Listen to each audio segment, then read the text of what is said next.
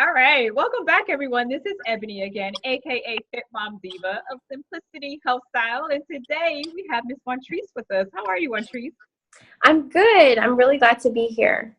How are Thank you? you. I'm good. Thank you so much for being here on your weekend. And for those of you that stick around to the end, we will have an opportunity to give you a complimentary gift. So stick around and let's see what jewels that Miss Juantrice wants to share with you today. So, Juantrice, so that we get to know a little bit more about you, share just one motivational quote that really inspires you and encourages you, something that really gets you going. Yeah, so a quote that I read a few months ago in a book that the founder of the company that I work for, he has in his book, it's find a way to make beauty necessary and find a way to make necessity beautiful. And I really like this quote because it just is a reminder to me that no matter what I'm going through, I should always look to find the beauty in things, even if they seem really ugly or dreary at the time. Like if I want to get somewhere and I know I'm struggling and going through something, always find the positive beauty in things. Yeah, and I think that's an awesome mindset to have because we always have different things come up in our lives that are stressful and overwhelming and negative, and we're not always expecting these things to arise. But if we can always look at the brighter side and appreciate things for what they are, and really focus in on the beauty as opposed to focusing in on the negativity, then a lot of times our perspective changes and we just feel better as we walk through our day. So I love that quote, and it's something that I try to implement in my own life as well, because we're always going to have things that happen, and it's your choice of whether or not you want to focus on that negativity or if you want to focus on positivity and actually have a better day. Right? Yeah. I always try to find the positive in situations because I don't like being sad. So Yeah, and I think that by you doing that, you probably make people around you feel better too. Nobody wants to be around sourpuss, you know. yeah. So I know that, it's not always easy. And of course, we have, different things that arise in our life that make it difficult to focus on the positive. And, sometimes focusing on the positive too much and ignoring the negativity, that's not healthy either. But I think that there's a distinction between what needs to be really addressed and the emotions really dealt with, and things that you're just complaining about because you want to complain about something that's really trivial. So can you talk a little bit about a time when you didn't necessarily see the light at the end of the tunnel and maybe some things arose that you just weren't expecting, but at the end of the day, you were able to see that goal or that dream to fruition? Yeah, so a time for me that I was really struggling was towards the end towards the end of my senior year in college. Um, I was looking for jobs and I didn't know, what was going to happen within a month or two, after graduation. I had to worry about where I would be living because I can't, I can't live on campus. How much, like, how I'm going to make a living, how I'm going to get money. And my background is I'm the first person in my family to graduate college. So I was going through all of these new experiences, and I always just have to find a way to do things myself because not everyone. I don't always have someone who has gone through what I was going through. So what I did is I looked for a lot of resources on campus. I went to so many career fairs and so many networking events. I connected with people on LinkedIn, reached back out to them, applied online to places. And how I actually got the job that I have now is I went to a career fair and I met someone. And I think that making that personal connection got me to get a job offer before I graduated. So I had started applying in March and I graduated May. I ended up working in June. So if I just continued to apply online and not really use my resources, then I probably would have been out of a job for a while. So that's how I got through that challenge. Yeah, and I think that it's important for us to sometimes step offline and realize the multitude of opportunities that are in our local community, because sometimes we can get so sucked into only doing things online because it's convenient. But there are people all around us with opportunities that we might love, and we might not even know about them if we don't get out there and meet those people. So I love that you give this example of how we can meet people right in our local community, and it doesn't have to take as long sometimes to find our next opportunity when we do so. Yeah, I totally agree with that. And, you know, I think that sometimes we can lose sight of the fact that our support system doesn't even necessarily always have to be family and friends, because you also just mentioned that you were, you know, you're the first person in your family to graduate from college. So I'm sure at times it felt like you were all alone, that you know, you didn't have a whole lot of direct support from your family and friends because they didn't necessarily know how to help you the best way possible. So can you talk a little bit about your challenges with receiving support from others when it comes to your goals and your dreams, or some words of encouragement that someone that's in a situation where they feel like they just don't have many people to help support them, and the people that they do have don't necessarily know how to support them? Yeah, so so my direct family, like you said, didn't really know how to help me themselves, but they always were supportive.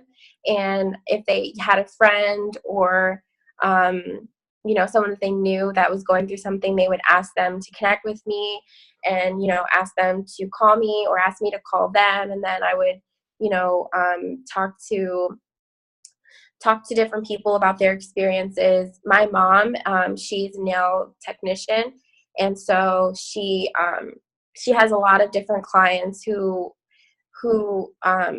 it's just so crazy the things of that. Oh, sorry, we can cut this out. I don't know, but so my mom meets a lot of different people, and she makes connections with those people.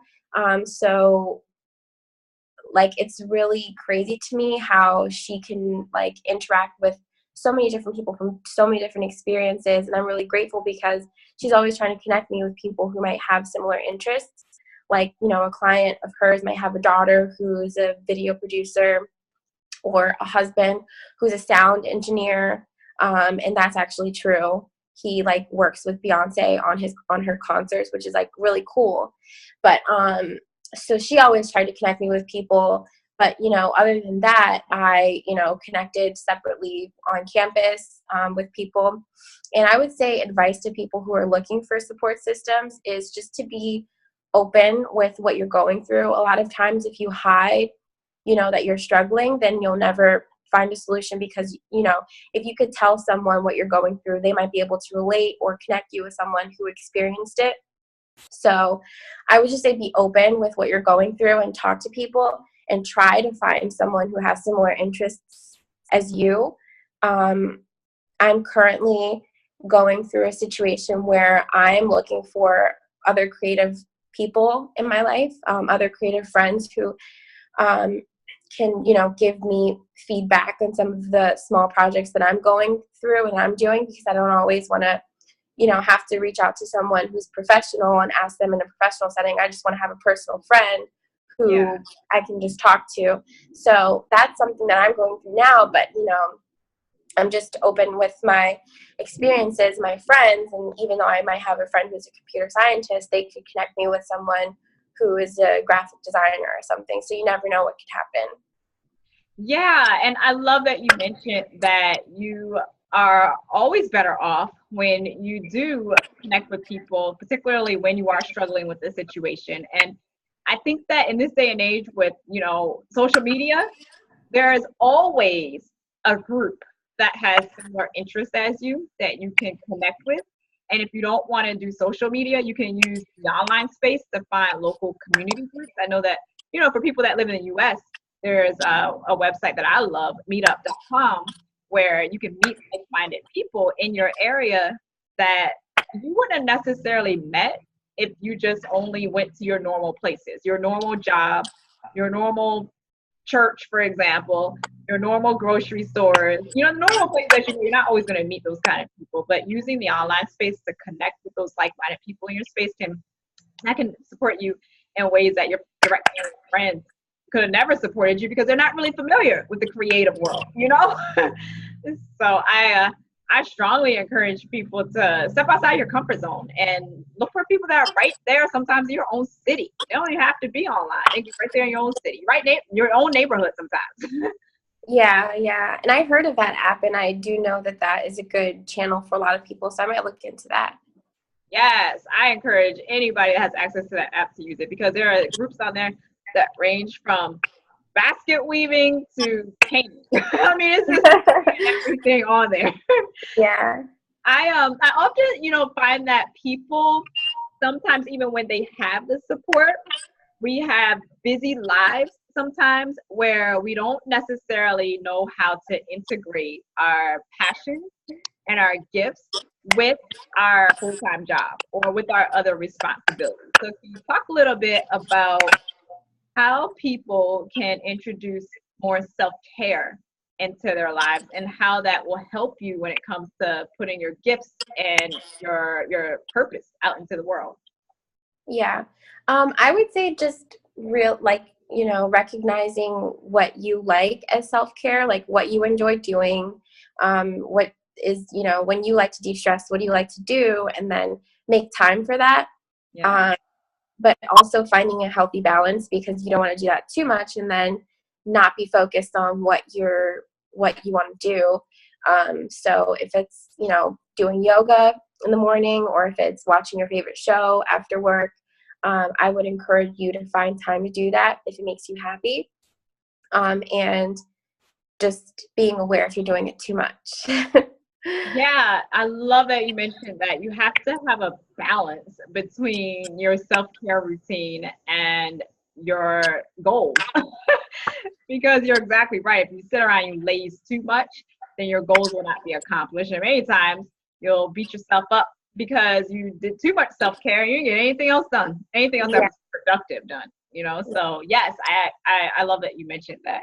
Can you talk a little bit about some things that you enjoy doing? And when you find yourself in a slump, what are some things that you typically do to get out of that slump?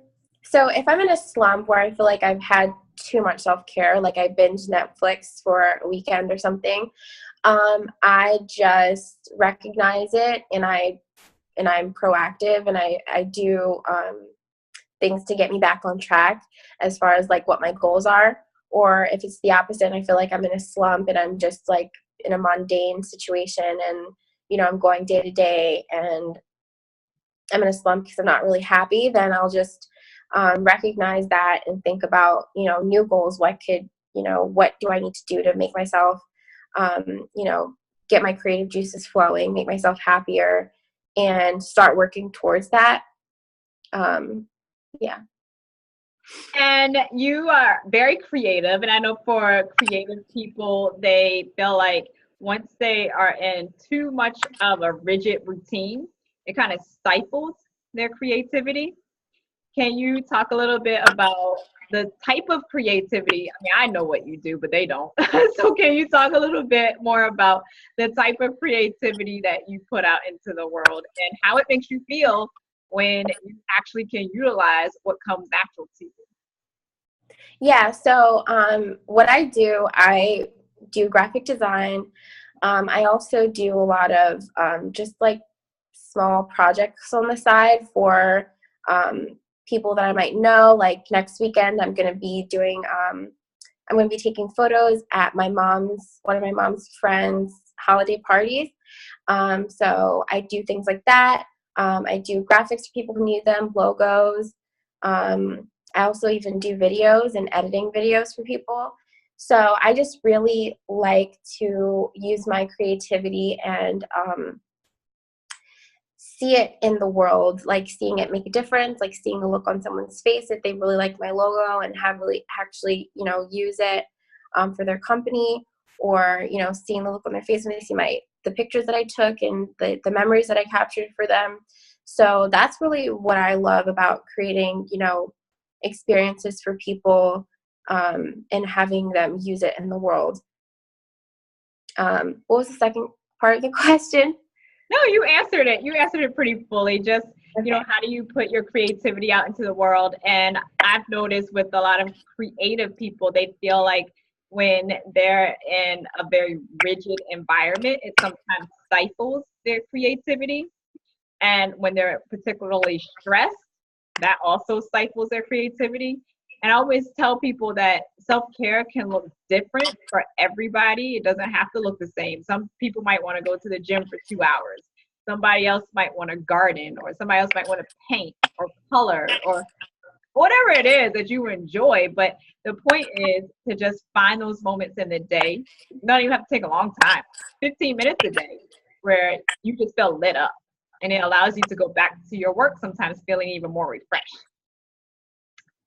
I appreciate you so much. And you guys heard exactly how she puts creativity into this world. And if you want to connect with her, all of her contact information is going to be in the description box. And remember, at the beginning of this, I said that if you stuck around to the end, you would have an opportunity to earn a complimentary gift. So if any of you feel like, I feel like I would be doing XYZ to live a life full of meaning, but I really don't know where to get started, you can connect with me and I will give you an assessment to help you focus in on what lights you up in, what your true personality type and gifts are that you can put out into this world so that people can glean from you as well. It's not all about, other people being talented and skilled and you don't have any gifts. We all have gifts. It's just a matter of have you identified what those are. And I can definitely help you. So you'll see my Nutrition for Busy Women Facebook group in the description box. We are not just talking about nutrition from a food consumption standpoint, talking about nutrition for the mind, body, and soul. So you can join me there and connect with me more intimately, or you can simply send me a message. Is there any type of person, Juantrice, that you prefer to collaborate with, or are you pretty much open to whomever needs creative or graphic art design type of work done? I'm pretty open. I like to, stay open because you never know what could happen. I might find someone who has like a small niche thing that I've never heard of, but if it interests me, then that's even more motivation for me to help them out. So I like to stay open with who I help out. So you guys heard that. So if any of you are looking for a graphic designer, she's pretty much open to using her creative energy to help you meet your goals. And as I said, all of her contact info will be in the description box as well. And for any of you listening, if you feel like you have a particular skill or a certain area where you feel like you want the world to know more about, or if you want to share some of your failures, share your successes, share your challenges, just share your life experiences with us, I'm encouraging you to reach out to me. I would love to interview you so that other people can be encouraged by you. Juantrice, do you have any last words of encouragement for the ladies that are listening? Just some type of positive energy that you can put out there. Yeah, I would encourage the ladies listening to always, keep your goals in mind and don't forget, that you're working towards something. Even if you're going through a rough time, just remember, who you're doing it for, what you're doing it for, and stay positive when you need to be. Thank you. I appreciate that. And we all need to hear that from time to time because we may feel like, the world is coming down on me and woe is me. In all actuality, we're a lot stronger than what we think we are. A lot of the things that have occurred in our lives, even I always tell people, even last week, we barely even remember anymore. So that just goes to show you that you can keep on going and life does go on. Yeah, I agree with that. Thank you so much for taking your time with us today. And for those of you that are listening, share this content out if you feel like it can benefit someone else. And I really appreciate you. And until next time, always remember to live a life full of meaning and purpose. I'll talk to you guys soon.